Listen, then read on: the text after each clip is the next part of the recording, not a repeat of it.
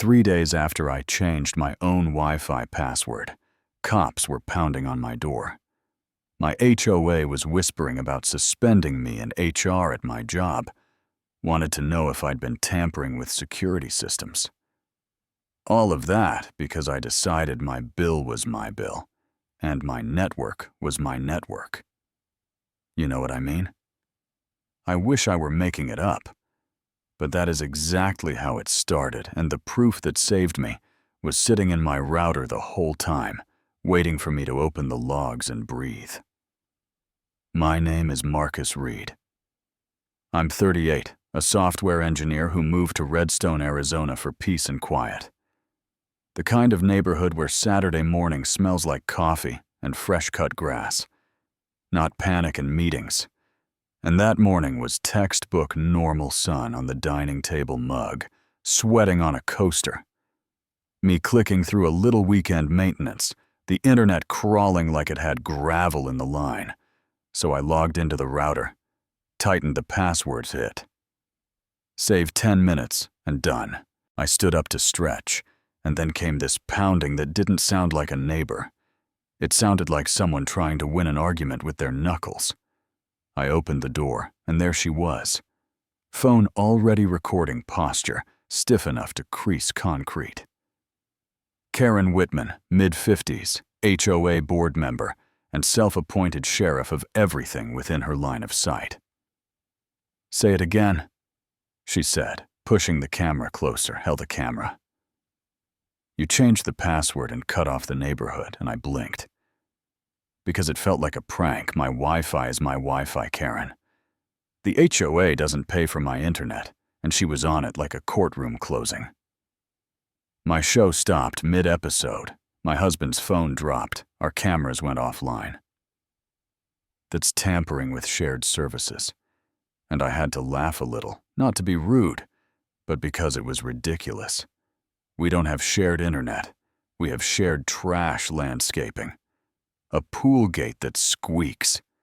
That's it. And she leaned in. Like volume. Could bend reality. If you think you can cut off the neighborhood and hide behind your little gadgets, you've got another thing coming. So I did what I do when a conversation leaves the rails. I shut the door gently. Told myself to drink water and relax. I didn't make it halfway to the sink before red and blue lights swept across the wall. Slow sirens. 2 cruisers idling like the neighborhood had turned into a stage, and behind the officers stood Karen, pointing at my house like she'd cornered a suspect. "There he is. He cut our utilities. He hacked our security. Do something." And the taller officer kept his tone level, "Sir. We got a report of interference with community internet services. Can you explain?" And I said, "That doesn't exist here.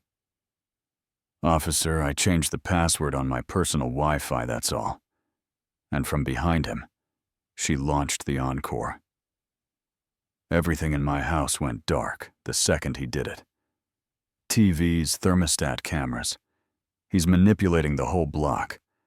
So I invited them inside because facts like daylight, put my laptop on the table, logged into the router, and let the device list speak my laptop, my phone, my TV. And then a parade of strangers. 2 Samsung TVs, a Fire Stick, a tablet. I'd never seen. And the kicker cameras labeled Porch Cam 1 and Backyard Cam 2, signal strength, hugging the shared wall like ivy. And the taller officer nodded. "Ma'am, these aren't his. They're pinging from your address." And she snapped. "He's covering his tracks. People like him can fake anything." And that line hung in the air like smoke, people like him. But I kept my hand steady on the trackpad, because truth doesn't shout. It stands. The officers left with more calm than fury. No citations, no cuffs, just a lot of long looks through blinds. But by dinner time, my inbox was a courtroom. Anyway, subject lines from people I barely knew urgent. Neighborhood security. Compromised. Is it true you hijacked cameras? Please respond by 6 p.m. Fear loves urgency and folding chairs. And sure enough, an emergency HOA meeting got scheduled for the next night. The clubhouse was packed, and humming the projector, buzzing like a beehive, the air smelling like bad coffee, and nerves. Howard Brooks, our president, tried to wear. Neutrality like a suit that never quite fits. We'll hear both sides, he said. And Karen took that as the green light, stepping to the front, like a prosecutor with a closing argument already in her pocket. He cut off what belongs to the community. My family's security system was hijacked. Ask yourselves if you want to live next to someone who can shut you down. And I felt the room lean toward fear, that tiny gravity you get when someone hints at danger. So I stood, plugged in the HDMI, and put the logs on the wall. Every unknown device ties to her address. MAC addresses are fingerprints, the moment I changed my password. Her devices dropped. That's not hacking, that's freeloading. And you could hear murmurs that sounded like common sense. Waking up, one neighbor whispered, "We all pay our own internet." Right? But Karen swerved back to fear like she had nitro under the hood. He's a tech guy. He could fake all this if he can see my cameras. He can see yours. And there it was, data versus fear. And fear is louder, yeah. That happened. The next morning, HR called me. Voice careful, like someone walking across ice. "We received a complaint that you tampered with home security systems. Keep us posted." And my stomach dropped, because now it wasn't just neighbors. It was my paycheck. And the day after that, a city envelope landed in my mailbox. Investigation notice, language so cold it could frost glass, and my kitchen table turned into a legal pad. Stacks of screenshots, timestamps, serials, the kind of paper trail fear can't digest.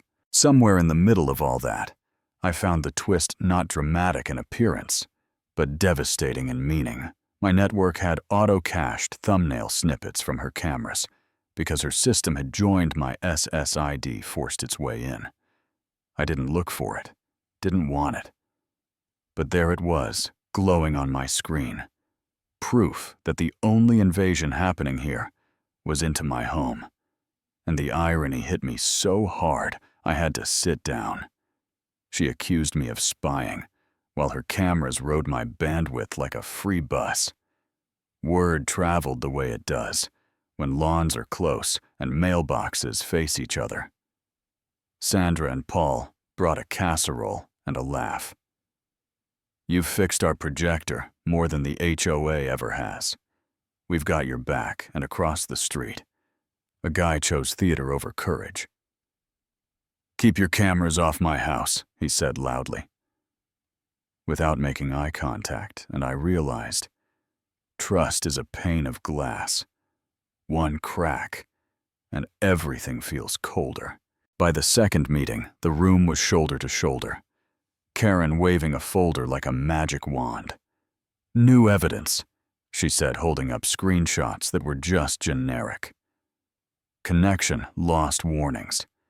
And when Howard nodded at me, I didn't lead with data this time. I led with something fear. Can't digest, I walked to the mic with empty hands and said, "I've lived here 6 years. You've seen me mow my lawn, hand out candy on Halloween. Fix this very projector. I changed my Wi-Fi password." That's it, and the truth is her devices were on my network without permission. You don't have to be a tech person to understand boundaries. And the room went quiet in a way that felt like oxygen coming back. Then, I opened the laptop and kept its simple list of devices. Signal strength peaking at the shared wall. ISP confirmation with my case number. Blurred thumbnails labeled Porch Cam and Backyard Cam with a caption that read, auto-saved by my network because her system linked in no playback, no humiliation, just proof. And Howard pinched the bridge of his nose like a math teacher who finally saw the missing step. We'll verify with the provider. No sanctions until then. Not a win, not yet. But the floor under me stopped tilting. The final hearing drew the biggest crowd, air buzzing like a transformer. Karen tried one last swing, louder, but smaller. He infiltrated my devices and I said, "Steady. Your cameras infiltrated me." Without consent, clicked the slide with the timing. The minute my password changed matched the minute her devices died. These aren't opinions, they're timestamps, and Sandra spoke without raising her hand. If setting a boundary gets you painted as a villain, what chance do the rest of us have? And Paul added, why should he pay for her streaming? So I turned to Karen. Because you can't talk around a bully and expect them to hear you. You didn't just use my network. You called the police. You blasted the neighborhood. You reached for my job. If that's not safety, that's retaliation. I'm asking the board to clear my name, lift the suspension and censure. You and Howard shuffled papers, voice careful but firm. Gavel in his hand. No evidence of misconduct by Mr. Read provider confirmation and logs. Show unauthorized use of his network by Ms. Whitman's devices. Suspension lifted, censure issued. And that was the sound of air leaving a balloon. Not a cheer, just a long breath. I'd been holding Karen's smile, crumpled her phone, finally hanging at her side, like it had given up on her. And as we filed out, she muttered, "You'll regret this," without an audience to clap. That night I sat on my porch with the desert turning pink, thinking about how fast fear travels when a loud voice holds the mic. How close I came to being the villain in a story I didn't write, and how in the end, the thing that saved me wasn't being clever. It was being stubborn about the truth. Boundaries. Matter, respect. Matters, and sometimes the most radical sentence is just no. Not this time, kindly. So tell me this. If your neighbor piggybacked on your Wi-Fi and then tried to wreck your name for cutting them off, would you fight back like I did, or let it slide to keep the peace? And what do you think about HOA's power trips and how a rumor can turn into a verdict drop? A comment, push back, share something you've seen on your block. Tell me where you think I got it right or wrong, because it isn't just a password story. It's about who gets to define the truth when the lights start